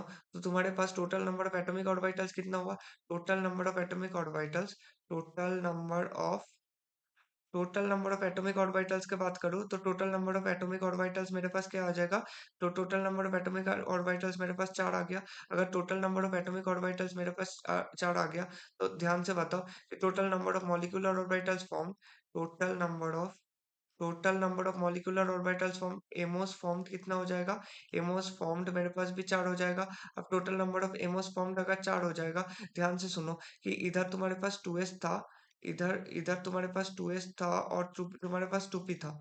तो ये फॉर्म होके तुम्हारे पास क्या आ जाएगा, तो तुम्हारे पास दो मॉलिक्यूलर ऑर्बिटल बना देगा जो कि एबीओ में प्रेजेंट है, और दो तुम्हारे पास बना देगा जो कि तुम्हारे पास बीओ में प्रेजेंट है। ठीक है, इतना अगर क्लियर है तो हम ध्यान से सुनो। दो number of atomic orbitals, anti bonding atomic orbitals तुम्हारे पास क्या हो गया, दो anti bonding atomic orbitals form हो गया। ठीक है, इतना क्लियर है। तो क्वेश्चन नंबर 27 हो गया। तो क्वेश्चन नंबर 28 में चलते। तो क्वेश्चन नंबर 28 में ध्यान से सुन लो। सॉरी, क्वेश्चन नंबर 27 में एक मिस्टेक हो गया। क्वेश्चन नंबर 27 में तुम्हारे पास total number of anti bonding molecular orbitals पूछा है। तो तुम्हारे पास एंटी बॉन्डिंग टोटल कितना हो जाएगा, 4 हो जाएगा। एक second, just for a second. तुम्हारे पास total number of atomic orbitals अगर 4 है, तो दूसरे साइड से भी तो 4 आएगा। तो total number of atomic orbitals तुम्हारे पास 4 प्लस 4 तुम्हारे पास कितना हो जाएगा, 8 हो जाएगा। तो तुम्हारे पास टोटल एमओ फॉर्म्स भी 8 हो जाएगा, जिसमें से तुम्हारे पास 4 होगा एबीएमओ, 4 होगा बीएमओ। मैं थोड़ा इसको करेक्ट कर देता हूँ। हाँ, तो total number of atomic orbitals तुम्हारे पास 8 हो गया, total number of molecular orbitals form भी 8 हो गया। 4 तुम्हारे पास एंटी बॉन्डिंग मॉलिक्यूलर ऑर्बिटल, 4 तुम्हारे पास बीओ फॉर्म हो गया। 4 तुम्हारे पास, मतलब तुम्हारे पास इधर से तुम्हारे पास 2s आ जाएगा, और इधर तुम्हारे पास 2p आ जाएगा, दूसरे साइड से भी 2s और 2p आएगा। और तो पहले बात तो 2s और 2s मिला के मेरे पास क्या फॉर्म करेगा, मेरे पास सिग्मा 2s फॉर्म करेगा, और उसके साथ साथ क्या फॉर्म कर देगा, सिग्मा स्टार 2s फॉर्म करेगा। और उसके बाद जब पाई फॉर्म करेगा, तो पाई में तुम्हारे पास pi star 2p x equal to pi star 2p y form हो जाएगा। और उसके बाद तुम्हारे पास क्या फॉर्म हो जाएगा, पाई 2p x और पाई 2p y फॉर्म हो जाएगा। ठीक है, और लास्ट में तुम्हारे पास, अच्छा सॉरी, इसमें थोड़ा इसको गलत बना दिया। हाँ, इसमें तुम्हारे पास एक तो तुम्हारे पास फॉर्म हो रहा है सिग्मा स्टार 2s, और तुम्हारे पास दूसरा क्या फॉर्म हो जाएगा, सिग्मा स्टार 2s हो जाएगा। और तुम्हारे पास इसके नीचे क्या फॉर्म होगा, सिग्मा 2p फॉर्म होगा, और उसके ऊपर तुम्हारे पास क्या फॉर्म होगा, सिग्मा स्टार 2p फॉर्म हो जाएगा। मतलब सीधी बात है, तुम्हारे पास ऐसे ऑर्डर रहेगा, पहले सिग्मा स्टार 2p रहेगा, उसके नीचे क्या रहेगा, उसके नीचे रहेगा तुम्हारे पास pi star 2p x, pi star 2p y रहेगा। उसके नीचे तुम्हारे पास पाई 2p x, पाई 2p y रह जाएगा। उसके नीचे तुम्हारे पास क्या रहेगा, सिग्मा 2p z रह जाएगा, सिग्मा 2p z। उसके नीचे तुम्हारे पास क्या रहेगा, सिग्मा स्टार 2s, उसके नीचे सिग्मा 2s। तो total number of anti bonding molecular orbitals क्या क्या फॉर्म करेगा, तुम्हारे पास पाई 2p x फॉर्म हुआ, और पाई स्टार 2p y फॉर्म हो जाएगा। ये तुम्हारे पास हो गया। और किसका हुआ, सिग्मा स्टार 2p z का फॉर्मेशन हुआ, और तुम्हारे पास क्या हुआ, सिग्मा स्टार 2s का फॉर्मेशन हुआ। तो total number of anti bonding molecular orbitals 4 form हो जाएगा। ठीक है, ये करेक्शन कर लेना, सॉरी फॉर द मिस्टेक। तो क्वेश्चन नंबर 28 में चलते हैं। क्वेश्चन नंबर 28 में लिस्ट वन और लिस्ट टू में मैच द फॉलोइंग बोला है सिंपली, और कुछ नहीं बोला है। तो क्वेश्चन नंबर BrF5 का स्ट्रक्चर हम लोग देखने जाएगा। तो ब्रोमीन में तुम्हें पता है कि 5 फ्लोरीन क्या रहता है, 4 फ्लोरीन ऑन द प्लेन रहता है, और उसके बाद तुम्हारे पास एक फ्लोरीन अबव द प्लेन जाएगा, और नीचे तुम्हारे पास एक रहेगा। तो इसका अगर शेप का बात करो, अगर तुम BrF5 का शेप में जाओगे, तो इसका शेप कैसे होता है, इसका तुम्हारे पास एक चार, एक प्लेन में, एक ऊपर में। तो तुम्हारे पास क्या हो जाएगा, स्क्वायर पिरामिडल हो जाएगा, स्क्वायर स्क्वायर पिरामिडल इसका शेप आ जाएगा, तो इसका शेप क्या आएगा? स्क्वायर पिरामिडल आएगा। तो बी आर एफ फाइव का मतलब ए का तुम्हारे पास फोर में गया, ए का फोर में गया तो डी ऑप्शन तो इधर से ही सही आ गया। उसके बाद भी हम लोग कर ही लेते हैं। अगर तुम वाटर के बात करोगे, वाटर में बात करोगे तो वाटर में क्या होता है? बेंड शेप होता है। वाटर का बेंड शेप होता है। अगर तुम स्ट्रक्चर में जाओगे तो ऑक्सीजन, हाइड्रोजन, हाइड्रोजन, तो इसका अगर इलेक्ट्रॉनिक ज्योमेट्री कहा तो ये टेट्राहेड्रल होता है और शेप क्या हो जाएगा? तो बेंड शेप हो जाएगा। तो वाटर में क्या आ जाएगा? बेंड शेप आ जाएगा। अगर ClF3 का बात कर रहे हैं तो ClF3 में कैसे होता है? ClF3 में तुम्हें पता है कि इसका टी शेप होता है या फिर तुम्हारे पास बेंट टी होता है। तो क्लोरीन, एक फ्लोरीन उधर, एक दूसरा फ्लोरीन इधर, तीसरा फ्लोरीन इधर हो गया। दो तुम्हारे पास एक्सियल में जाएगा और एक तुम्हारे पास इक्वेटोरियल में जाएगा और दो तुम्हारे पास ऐसे लोन पेयर्स बने रहेगा। तो ClF3 का शेप तुम्हारे पास क्या हो जाएगा? टी शेप हो जाएगा। और लास्ट में अगर SF4 का, तो तुम्हारे पास ये ClF3 का टी शेप आएगा और इसका तुम्हारे पास इलेक्ट्रॉनिक ज्योमेट्री का आएगा ट्राइगोनल बाइपिरामिडल होगा। ये तुम्हारे पास एक्सियल में चला गया और ये तुम्हारे पास इक्वेटोरियल में चला गया। ठीक है, इतना क्लियर हुआ। और लास्ट में तुम्हारे पास SF4 का शीशा हो जाएगा। SF4 का, अगर SF4 का बात करो तो SF4 का क्या होता है? सल्फर के साथ चार फ्लोरीन एटम्स इधर रहता है, ऐसे रहता है और तुम्हारे पास सल्फर में एक लोन पेयर रहता है। और तो इसका शेप कैसे होता है? इसका शेप होता है सीशॉ शेप होता है, इसका सीशॉ शेप होता है। ठीक है, इतना क्लियर हुआ। तो क्वेश्चन नंबर 28 का मेरा आंसर क्या आ जाएगा? डी आ जाएगा। ठीक है, इतना क्लियर है। तो ये मतलब हाइब्रिडाइजेशन और इसका स्ट्रक्चर्स ड्रॉ करना बहुत ज्यादा इंपॉर्टेंट होता है। इसको संभाल के रखना क्योंकि ये बहुत ज्यादा काम का आ जाएगा। ठीक है, तो इतना हो गया। तो हम लोग चलते हैं नेक्स्ट क्वेश्चन पे। हाँ, तो नेक्स्ट क्वेश्चन पे चलते हैं। नेक्स्ट क्वेश्चन में क्या हो जाएगा हमारे पास? नेक्स्ट क्वेश्चन में पूछा है total number of molecular orbitals form from 2s and 2p atomic orbitals of a diatomic molecule. Diatomic molecule में टोटल नंबर, अभी ये 27 क्वेश्चन में जो किया था वो same to same question repeat हुआ। उधर बस हमें पूछा था कि एंटी बॉन्डिंग मॉलिक्यूलर ऑर्बिटल्स कितने था और इधर हमें पूछा है कि total number of molecular orbitals. अब मुझे बताओ कि 2s और 2p है जो तुम्हारे पास, मान लो इधर तुम्हारे पास 2p हो गया, इधर तुम्हारे पास 2s हो गया, इधर तुम्हारे पास फिर 2p के तीन ऑर्बिटल्स हो गया, इधर तुम्हारे पास 2s हो गया और इधर हमारे पास अगर तुम अ, इधर में ड्रॉ करो तो तुम्हारे पास एटॉमिक ऑर्बिटल्स, दो एटॉमिक ऑर्बिटल्स फॉर्म होके एक मॉलिक्यूल फॉर्म होता है ना। मिनिमम एक मॉलिक्यूल फॉर्मेशन के लिए दो एटम्स का नेसेसिटी होता है। तो इधर तुम्हारे पास मैं लिख दूं ये एटॉमिक ऑर्बिटल है, ये एटॉमिक ऑर्बिटल है और बीच में मेरे पास क्या हो जाएगा? बीच में मेरे पास मॉलिक्यूलर ऑर्बिटल फॉर्मेशन होगा। पहले क्या आएगा? 2s आएगा, 2s मिलके पहले पास मेरे पास सिग्मा 2s बना लेगा और मेरे पास sigma 2s, sigma star 2s बना देगा। उसके बाद क्या आ जाएगा? एक सिग्मा 2pz आ जाएगा और तुम्हारे पास ऊपर क्या आ जाएगा? सिग्मा स्टार 2pz आ जाएगा। इतना क्लियर हुआ। और लास्ट में तुम्हारे पास क्या क्या बचेगा? ये तुम्हारे पास एक आएगा pi star 2px equal to pi star 2py।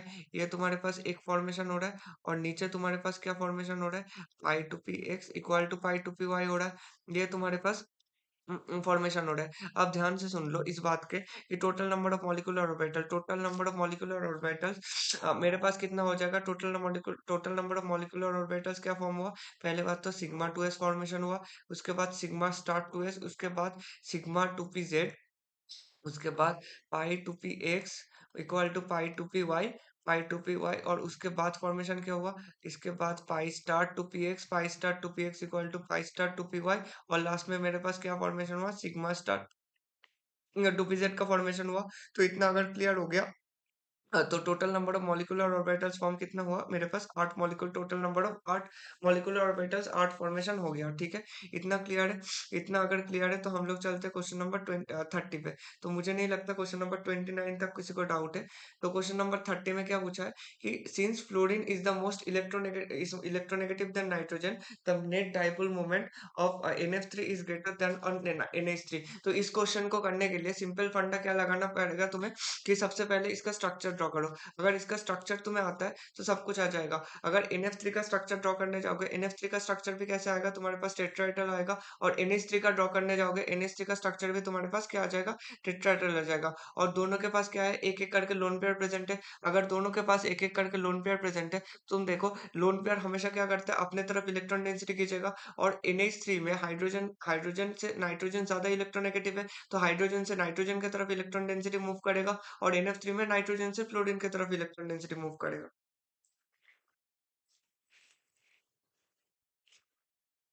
अगर तुम इधर since fluorine is more electronegative than nitrogen, अगर तुम NF3 और NH3 का ड्रॉ करने जाओगे तो इधर तुम्हारे पास मैंने NH3 का ड्रॉ किया, NH3 का ऐसे हुआ तुम्हारे पास, और NF3 का कैसे होगा, नाइट्रोजन फ्लोरीन फ्लोरीन, और इधर एक तीसरा फ्लोरीन और नाइट्रोजन के ऊपर एक लोन पेयर। अब तुम ध्यान से देखो, नाइट्रोजन के ऊपर एक लोन पेयर है, तो नाइट्रोजन के लोन पेयर की तरफ एक इलेक्ट्रॉन डेंसिटी फ्लो किया, और हाइड्रोजन से नाइट्रोजन की तरफ भी इलेक्ट्रॉन डेंसिटी ज्यादा फ्लो करेगा। अब bond pair electron density flow करना और lone pair electron bond pair में इलेक्ट्रॉन डेंसिटी डाइपोल मोमेंट ज्यादा क्रिएशन होता है। अब इसका भी लोन पेयर में थोड़ा सा होगा, और फ्लोरीन इसका नीचे की तरफ हो गया। तो इसके लिए क्या हो रहा है, two factors are working, two factors two factors are working on the same side, two factors are working on the same side, two factors are working on the same side. और इस केस के लिए मैं क्या देखूंगा, two opposing factors, two opposing factors.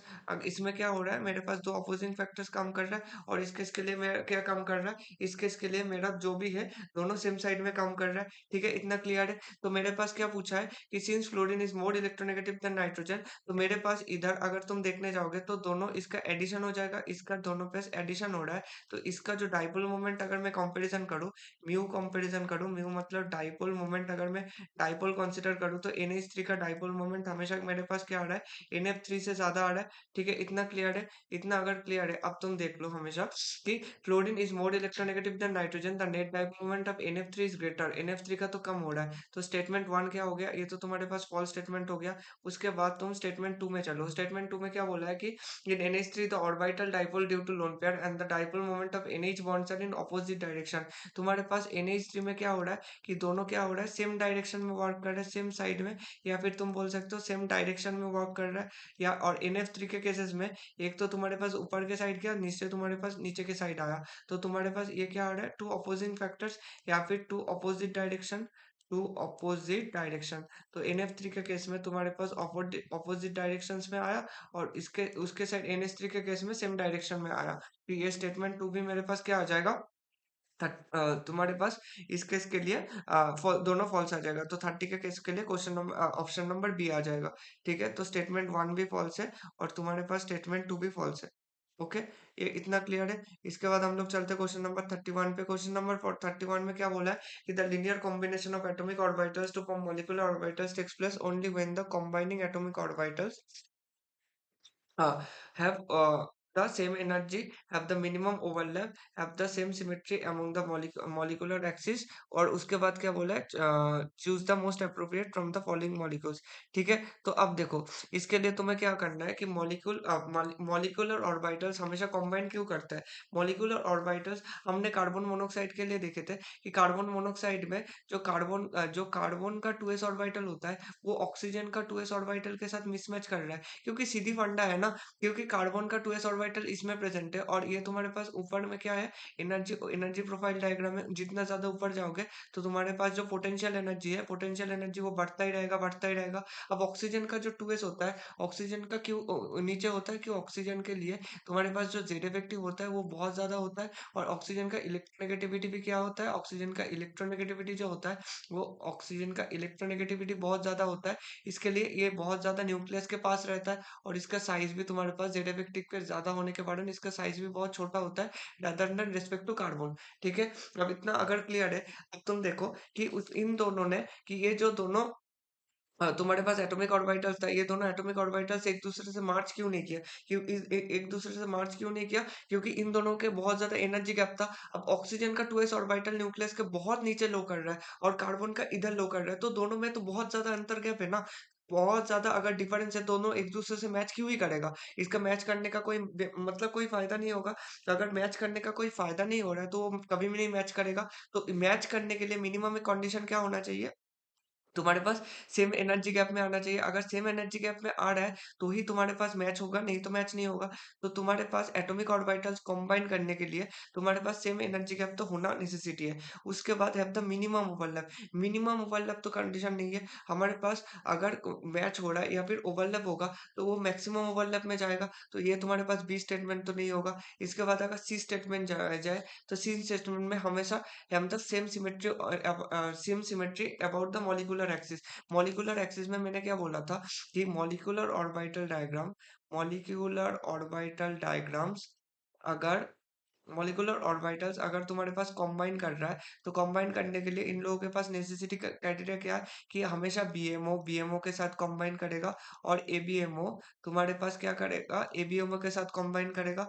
और उसके बाद भी सिग्मा हमेशा किसके साथ करता है, सिग्मा के साथ करता है। उसके बाद पाई किसके साथ करता है, पाई के साथ करता है, ठीक है। इतना क्लियर है। और उसके बाद भी मैं बोलूँ तो सिग्मा स्टार किसके साथ करेगा, सिग्मा स्टार के साथ करेगा। और पाई स्टार किसके साथ करेगा, हमेशा पाई स्टार के साथ करेगा। ये कॉम्बिनेशन होता है। तो हमेशा क्या होता है मेरे पास ये बोलने का नेसेसिटी क्या था कि हमेशा तुम्हारे पास मेंटेन क्या होता है कि symmetry is always maintain. Symmetry symmetry is always maintain, symmetry is always maintain. अगर सिमेट्री ऑलवेज अगर मेंटेन्ड हो रहा है, तो तुम ये बताओ कि तुम्हारे पास क्या होगा, have the same symmetry about the molecular axis. तो ए एंड सी में तुम्हारे पास क्या हो जाएगा, तुम्हारे पास सेम सिमेट्री मेंटेन होगा। और have different symmetry about the molecular axis, different symmetry around the molecular axis तो नहीं होगा। तो तुम्हारे पास बी एंड डी ऑप्शन तो नहीं हुआ, तो A and C in the correct option, तो बी तुम्हारे पास करेक्ट ऑप्शन हो जाएगा। ठीक है। तो क्वेश्चन नंबर 31 हमारे पास हो गया। इसके बाद चलते हैं क्वेश्चन नंबर 32 में। क्वेश्चन नंबर 32 में देखो, फिर तुम्हारे पास जे मेंस में कितना पूछा कि कितने बार ये लोग हाइब्रिडाइजेशन हाइब्रिडाइजेशन हाइब्रिडाइजेशन को लेके इतना पूछे ही जाता है।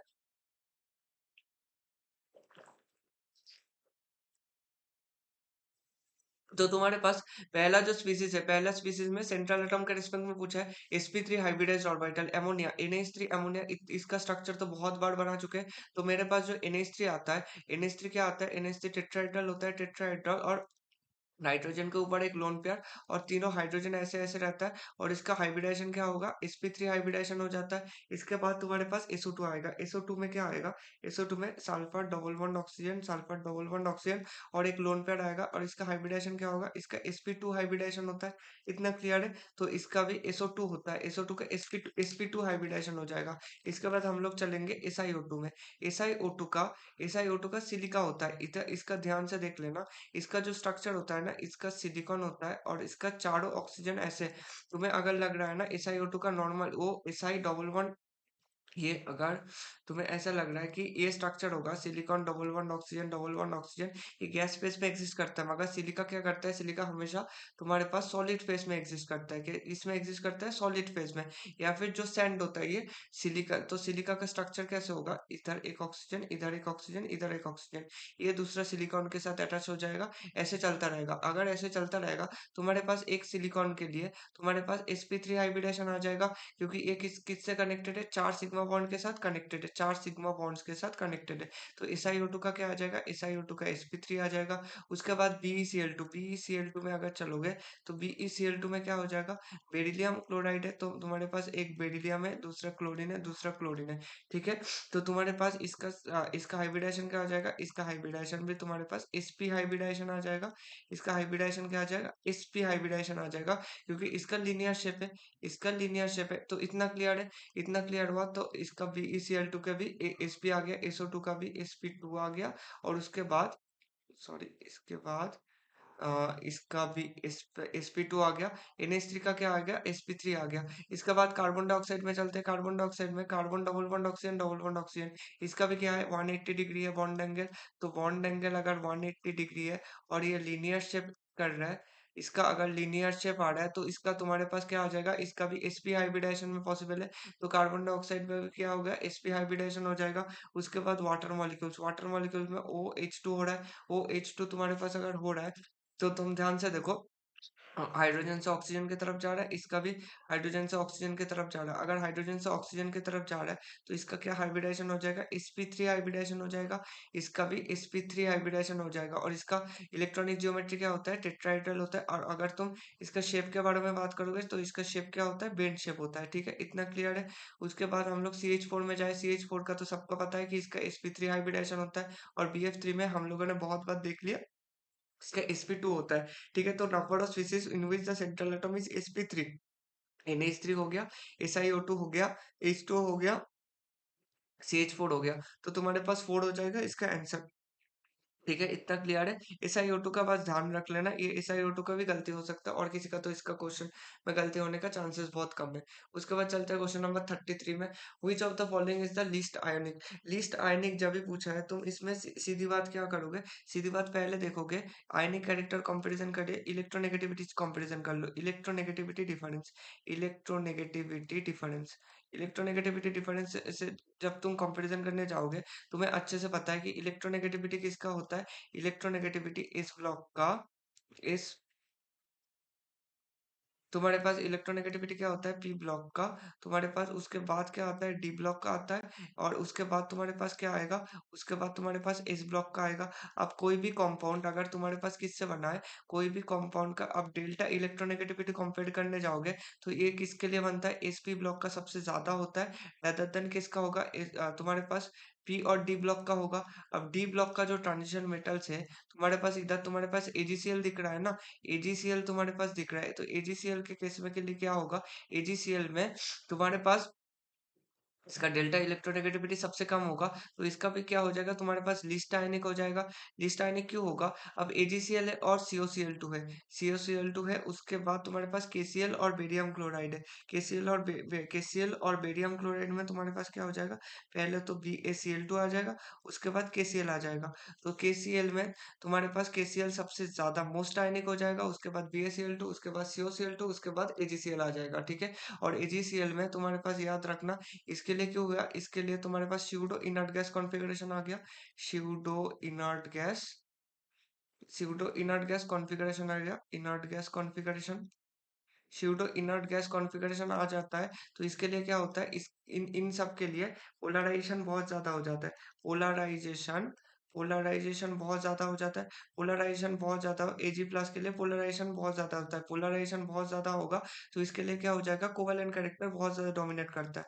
कोवेलेंट कैरेक्टर, कोवेलेंट कैरेक्टर बढ़ेगा, कोवेलेंट कैरेक्टर इंक्रीज होता रहेगा, कोवेलेंट कैरेक्टर इंक्रीज होता रहेगा, तो तुम्हारे पास सीधी फंडा है कि आयनिक कैरेक्टर क्या हो जाएगा, आयनिक कैरेक्टर तुम्हारे पास गिर जाएगा। ठीक है, इतना क्लियर है। इतना अगर क्लियर हो गया, इसके बाद चलो नेक्स्ट क्वेश्चन में चलते हैं। नेक्स्ट क्वेश्चन में क्या बोला है कि ये diatomic molecule has a dipole moment of 1.2 D if the bond distance is 1 angstrom then the fractional charge on each atom is. हमारे पास एक क्वेश्चन तुम्हारे पास पता है कि हमारे पास जो डाइपोल मोमेंट होता है, कि जो डाइपोल मोमेंट का अगर मैं म्यू से डिनोट करूँ तो इसका फॉर्मूला क्या होता है, क्यू इंटू डी होता है। तो क्यू तुम्हारे पास कितना दिया है कि अच्छा, फ्रैक्शनल चार्ज क्यू तुम्हारे पास निकालने बोला है, और तुम्हारे पास डिस्टेंस, डिस्टेंस कितना दिया है, और डाइपोल मोमेंट क्या 1.2 डिवाइड दिया है, 1.2, सॉरी फॉर द मिस्टेक, ध्यान से इसको अच्छे से लिखते हैं, इसको 1.2 divide, 1.2 divide is equal to Q into distance क्या है, डिस्टेंस तुम्हारे पास 1 आर्मस्ट्रांग दिया है। अब डिवाइड को मैं किस टर्म्स में लिख सकता हूँ, 1.2 ESU into 10⁻−18 centimetre, centimetre equal to Q into, इसको तुम 1 आर्मस्ट्रांग को लेने जाओगे तो 10⁻−10 सेंटीमीटर आ जाएगा, सॉरी 10⁻−8 आ जाएगा, 10⁻10 आता तो मीटर्स में आ जाता। तो इसके बाद तुम अगर करने जाओगे तो तुम्हारे पास क्यू का वैल्यू कितना आएगा, 1.2, 1.2 आ जाएगा इंटू 10⁻−10 ESU आ जाएगा। ये तुम्हारे पास क्या आ जाएगा, क्यू का वैल्यू आ जाएगा। ठीक है, तो तुम्हारे पास 1.2 इन, अच्छा सॉरी सॉरी सॉरी, इसने क्या किस किस सेंस में पूछा है, इसने 10⁻−1 में पूछा है। अगर 10⁻−1 में पूछा है, अ, तो ठीक है कर ही लेते हैं। अगर 10⁻−1 में पूछा है तो इसको कन्वर्ट करो, तो 1.2 इंटू 10⁻9 इंटू 10⁻1 ये हो जाएगा। मुझे लगता है इसमें गलती है, इसमें 10⁻10 ही होगा। इसमें अगर 10⁻10 हो रहा है तो ही पॉसिबल है, नहीं तो ये वैल्यूज तो ये बहुत गंदा वाला वैल्यूज आता। अगर 10⁻10 आता तो इसका आंसर क्या आ जाता, इसका 1.2 आ जाता। मुझे लगता है इसका आंसर भी 1.2 ही है, इसका एक बार चेक कर लेना। मगर कॉन्सेप्ट तो ये है, तुम्हें कॉन्सेप्ट से मतलब है तो कॉन्सेप्ट ही रहेगा। उसके बाद चलते हैं क्वेश्चन नंबर 35 में। क्वेश्चन नंबर 35 में क्या बोला है कि arrange the following in the order of least ionic increasing ionic character in the molecules. अब तुम्हारे पास ionic character, most covalent character क्या होता है, मोस्ट कोवेलेंट कैरेक्टर अगर देखने जाओगे, सबसे ज्यादा कोवेलेंट कैरेक्टर किस किस के लिए होगा, अगर तुम्हारे पास कभी भी homonuclear diatomic, homonuclear diatomic molecules हो रहा है, होमोन्यूक्लियर डाई एटॉमिक मॉलिक्यूल्स हो रहा है, अगर होमोन्यूक्लियर डाई एटॉमिक मॉलिक्यूल्स हो रहा है, तुम ये बताओ तुम्हारे पास क्या हो जाएगा? होमोन्यूक्लियर डाई एटॉमिक मॉलिक्यूल्स के लिए इसके लिए क्या होता है कि ये फुल्ली कोवेलेंट होता है, ये फुल्ली कोवेलेंट होता है। तो इसके लिए क्या हो जाएगा तुम्हारे पास आयनिक कैरेक्टर क्या हो जाएगा? लीस्ट आयनिक हो जाएगा। इसके लिए आयनिक कैरेक्टर बहुत ज्यादा गिर जाएगा। तो तुम ऑप्शन में पहले बात तो ए एंड बी ऑप्शन को गलत प्रूफ कर दो, क्योंकि अगर नाइट्रोजन दिख रहा है ना, तो नाइट्रोजन तुम्हारे पास एक होमोन्यूक्लियर डायटोमिक मॉलिक्यूल है, तो नाइट्रोजन तुम्हारे पास लिस्ट आ गया। इसके बाद आयनिक कैरेक्टर कंपैरिजन करने के लिए तुम्हें किस में जाना पड़ेगा? तुम्हें बहुत सारे फैक्टर्स देखना पड़ेगा। अब तुम्हारे पास इलेक्ट्रोनेगेटिविटी डिफरेंस देखो, इलेक्ट्रोनेगेटिविटी डिफरेंस देखने जाओगे, इलेक्ट्रोनेगेटिविटी डिफरेंस में देखो, पहली बात तो लिथियम फ्लोराइड, लिथियम क्या हुआ? One of the most electropositive इस ब्लॉक में, फर्स्ट पीरियड में, फर्स्ट ग्रुप में प्रेजेंट है, ये फर्स्ट ग्रुप में प्रेजेंट है। और फ्लोरीन तुम्हारे पास क्या है? इलेक्ट्रोनेगेटिविटी सबसे ज्यादा है, 4.0 है। तो एल आई एफ तुम्हारे पास क्या हो जाएगा? L I F most electronegative हो गया, मोस्ट तुम्हारे पास मोस्ट आयनिक हो गया, मोस्ट आयनिक। और उसके बाद तुम्हारे पास LiF हो गया K2O। K2O भी क्या है तुम्हारे पास? K2O में ये इजीली ब्रेक हो जाता है 2K प्लस में और O2 माइनस में। जैसे कि ये LiF में Li प्लस और F माइनस में ब्रेकिंग होता है, K2O में भी ब्रेकिंग हो जाएगा, 2K प्लस और O2 माइनस में ब्रेक हो जाता है। तो ये भी तुम्हारे पास LiF के बाद, और पोटेशियम ऑक्सीजन का थोड़ा सा कम रहता है इलेक्ट्रोनेगेटिविटी डिफरेंस, इलेक्ट्रोनेगेटिविटी डिफरेंस थोड़ा सा कम। तो मेरे पास ऑर्डर क्या आ रहा है? LiF, उसके बाद तुम्हारे पास क्या आ जाएगा? K2O आ जाएगा। और उसके बाद लास्ट में तुम्हारे पास क्या रहेगा? लास्ट में तुम्हारे पास नाइट्रोजन रहेगा। और बीच में तुम्हारे पास क्या करना है? SO2 करना है और ClF3। और SO2 और ClF3 में जब तुम कंपेयर करने जाओगे, SO2 का स्ट्रक्चर बनाओ, SO2 का स्ट्रक्चर ऐसे होगा और ClF3 का कैसे होगा? ClF3 का ऐसे, ClF3 का तुम्हारे पास टी शेप होता है, ClF3 का तुम्हारे पास टी शेप होता है। अब तुम ध्यान से देखो, इसके लिए इसका टी शेप हो जाएगा, इसका टी शेप हो जाएगा, और इसका बेंड शेप हो जाएगा। इसका क्या हो जाएगा? इसका बेंड शेप हो जाएगा। और सल्फर में एक लोन पेयर, इसके इसके अंदर दो लोन पेयर हो जाएगा। ठीक है। अब तुम जब आयनिक character, increasing ionic character in the molecules compare करने जाओगे, तो तुम्हें सबसे पहले क्या कंपेरिजन करना है? तो तुम्हारे पास इधर क्या हो जाएगा? इधर तुम जब SO2 और जब तुम इसमें SO2 और ClF3 कंपैरिजन करने जाओगे, SO2 और ClF3 में तुम्हारे पास सबसे पहला फंडा क्या आ जाएगा? तो तुम ClF3 में और ClF3, अब देखो ClF3 और SO2 में जब कंपैरिजन करने जाओगे, तुम्हें अच्छे से पता है कि फ्लोरीन का इलेक्ट्रोनेगेटिविटी, अगर तुम फ्लोरीन का इलेक्ट्रोनेगेटिविटी देखने जाओगे तो ये 4.0 है। क्योंकि तुम्हें आयनिक कैरेक्टर कंपैरिजन करना है, तो ये हमेशा ये याद रखना, मैं स्ट्रक्चर ड्रॉ किया। अब बहुत लोगों ने इतने चलते ही डायपोल मोमेंट का सोच लिया, डायपोल मोमेंट के साथ आयनिक कैरेक्टर को कोई लेना देना नहीं है। और क्लोरीन का इलेक्ट्रोनेगेटिविटी क्या है? 3.0 है। अब यही चीज तुम जब ऑक्सीजन में देखने जाओगे, ऑक्सीजन का क्या है? 3.5 है। और तुम्हारे पास सल्फर का कितना जाओगे? सल्फर का तुम्हारे पास 2.6, तुम्हारे पास 2.7 में जाएगा। तो इन दोनों का इलेक्ट्रोनेगेटिव डिफरेंस, तुम्हारे पास इन दोनों का इलेक्ट्रोनेगेटिविटी डिफरेंस ज्यादा है rather than इन दोनों का। तो तुम्हारे पास इसके बाद ClF3 आ जाएगा, और उसके बाद तुम्हारे पास SO2 आ जाएगा। तो तुम्हारे पास ClF3 पहले आएगा, तो तुम्हारे पास C option is the correct option हो जाएगा। ठीक है। तो 35, क्वेश्चन नंबर 35 हो गया। उसके बाद हम लोग चलते क्वेश्चन नंबर 36 में।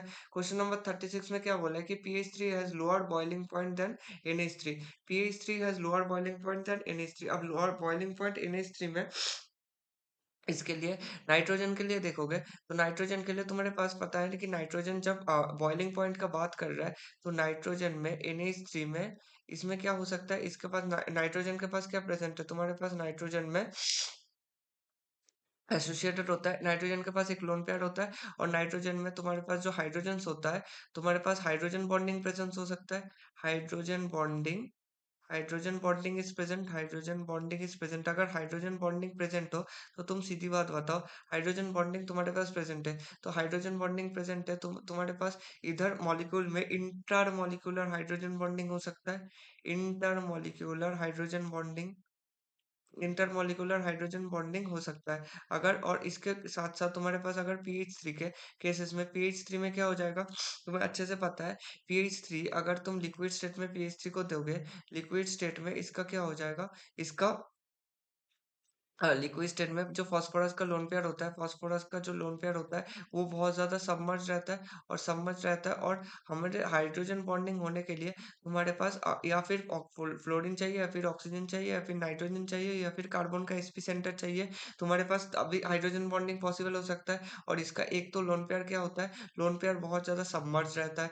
मतलब तुम्हारे पास ये ड्रैगोस मॉलिक्यूल होता है ना, तो इसका इसका 2s ऑर्बिटल में, इसका 2s ऑर्बिटल में रहता है। और इसमें क्या होता है, तुम्हारे पास इंटरमॉलिक्यूलर जो हाइड्रोजन बॉन्डिंग प्रेजेंट है, इसमें जो इंटरमॉलिक्यूलर हाइड्रोजन बॉन्डिंग प्रेजेंट है, तो ये तो पॉसिबल नहीं होता। तो मेरे पास P H three has lower boiling point than NH3। P H three lower boiling point जब NH3 में बोला, तो ये ऑप्शन तो तुम्हारे पास एसोसिएशन करेक्ट है। अब in liquid state NH3 molecule से एसोसिएटेड थ्रू वैन डर वाल फोर्सेस, बट पीएच3 मॉलिक्यूल से एसोसिएटेड थ्रू हाइड्रोजन बॉन्डिंग।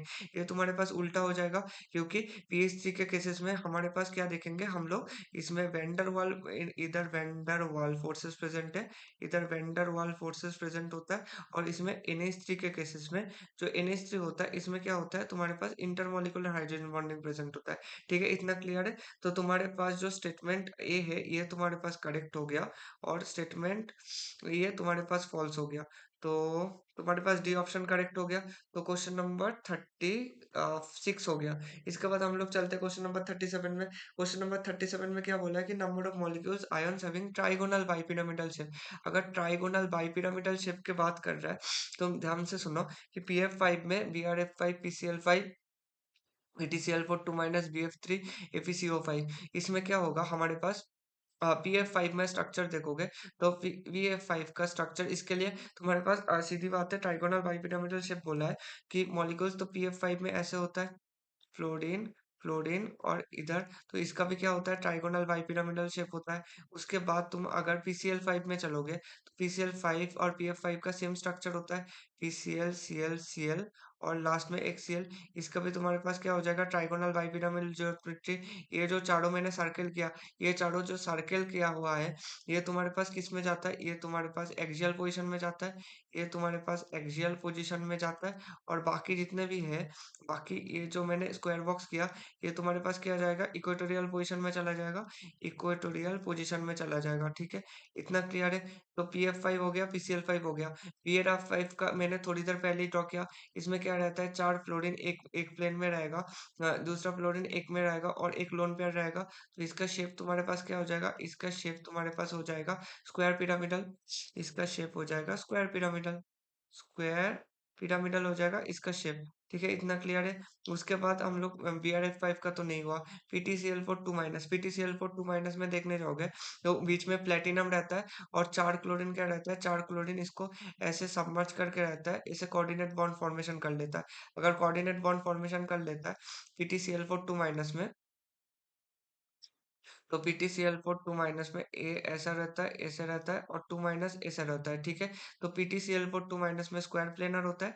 इसका शेप कैसे होता है, इसका स्क्वायर प्लेनर हो जाता है। ठीक है, इसका पूरा स्क्वायर, पूरा सीधी सीधी स्क्वायर प्लेनर हो जाता है। तो PtCl4 2 भी पॉसिबल नहीं है।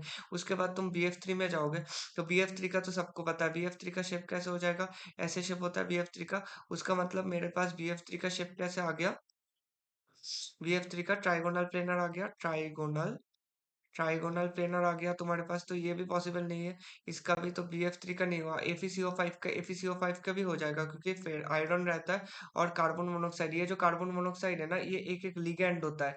ये हम लोग पढ़ेंगे, ये CO तुम्हारे पास, दूसरा CO ऐसे, तीसरा CO ऐसे। ठीक है, मतलब इसको अगर सही से बनाओ, तो Fe इधर एक CO, एक ऊपर से CO, दूसरा CO नीचे से, तीसरा CO इधर आया, और चौथा CO इधर आया, और ये किस एंड से डोनेशन होता है, कार्बन के एंड से डोनेशन होता है। ठीक है, इतना क्लियर है। तो FeCO4, तो number of molecules having trigonal bipyramidal shape कितना हो गया, मेरे पास 3 हो गया। ठीक है, इतना क्लियर है।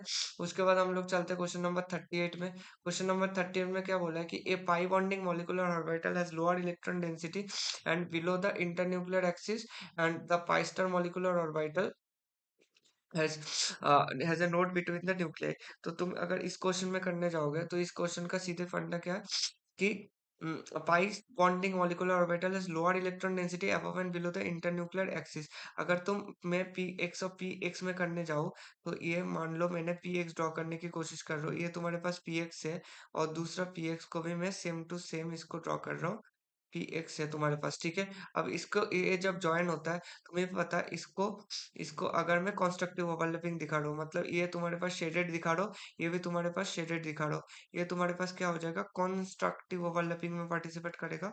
कॉन्स्ट्रक्टिव ओवरलैपिंग, अगर तुम ये कॉन्स्ट्रक्टिव ओवरलैपिंग किया, कॉन्स्ट्रक्टिव ओवरलैपिंग अगर किया तो तुम बताओ मुझे, ये तुम्हारे पास क्या हो जाएगा, inter nuclear axis. Inter nuclear inter nuclear axis हो गया। अगर ये इंटर न्यूक्लियर एक्सिस हो गया, इधर मुझे बताओ इसके ऊपर क्या रहेगा। इसके ऊपर साइड में तुम्हारे पास बॉन्डिंग मॉलिक्यूलर ऑर्बिटल रीजन रहेगा। एक रीजन तो ये रहेगा या दूसरा रीजन ये रहेगा। एक तुम्हारे पास क्या रहेगा, शेडेड रीजन रहेगा। एक तुम्हारे पास शेडेड रीजन रहेगा, एक तुम्हारे पास अनशेडेड रीजन रहेगा। अनशेडेड रीजन रहेगा। तो तुम्हारे पूछा गया है कि पाई बॉन्डिंग मॉलिक्यूलर ऑर्बिटल, ये तुम्हारे पास क्या है, बॉन्डिंग मॉलिक्यूलर है। और ये तुम्हारे मैंने क्या किया, पाई बॉन्डिंग बनाया। पाई बीएमओ प्रेजेंट है। पाई बीएमओ मतलब पाई एक्स होगा, या फिर तुम 2px बोल सकते हो, 3px बोल सकते हो, कुछ भी बोल दो। तो इसके लिए क्या होगा, lower electron density above and below था। हमें पता है, दिख गया कि इसमें क्या होगा, ये तुम्हारे पास अगर आई इंटरन्यूक्लियर एक्सिस प्रेजेंट है तो इसके ऊपर एंड नीचे जाओगे तो इधर क्या है, इधर भी इलेक्ट्रॉन डेंसिटी, इधर भी इलेक्ट्रॉन डेंसिटी प्रेजेंट है, इधर भी तुम्हारे पास इलेक्ट्रॉन डेंसिटी प्रेजेंट है। इतना क्लियर है। तो तुम्हारे पास स्टेटमेंट वन क्या हो जाएगा, स्टेटमेंट वन तुम्हारे पास फॉल्स हो गया। इसके बाद स्टेटमेंट टू में अगर तुम जाओगे तो pi star anti bonding molecular orbital has a note between the nuclear. अगर तुम पाई स्टार, इसका तो बीएमओ हो गया, इसका अगर तुम एबीएमओ बनाने जाओगे तो एबीएमओ कैसे बनता है कि इसका, अगर मैं इसको कॉपी कर लूं,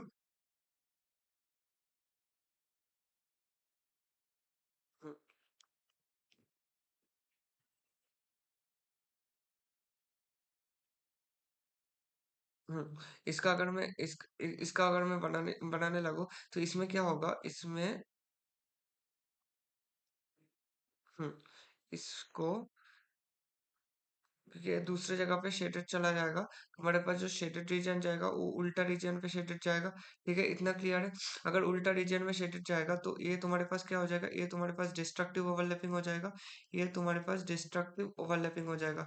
ये अगर डिस्ट्रक्टिव ओवरलैपिंग हो गया तो इधर मुझे बताओ सिंपल टर्म्स में, मेरे पास डिस्ट्रक्टिव ओवरलैपिंग हो रहा है तो हमारे पास कैसे होता है, एक बीच में नोडल प्लेन आता है। और अगर मैं डायग्राम बना दूं इसका जल्दी जल्दी, इसका एक आएगा तुम्हारे पास शेडेड रीजन आ जाएगा, दूसरा तुम्हारे पास अनशेडेड रहेगा, और तीसरा इधर भी तुम्हारे पास अनशेडेड रीजन रहेगा, इधर तुम्हारे पास शेडेड रीजन रह जाएगा। यही तुम्हारे पास यही होता रहेगा। अगर ये होता रहेगा, तुम ये बताओ डिस्ट्रक्टिव ओवरलैपिंग हुआ और anti bonding molecular orbital formation किया, अगर एबीएमओ फॉर्मेशन किया, इसलिए मेरे पास क्या हुआ, एक तुम्हारे पास ये तुम्हारे पास नोडल प्लेन फॉर्मेशन हो गया, एक तुम्हारे पास ये नोडल प्लेन फॉर्मेशन हो गया, और दूसरा नोडल पे ये फॉर्मेशन हो जाएगा।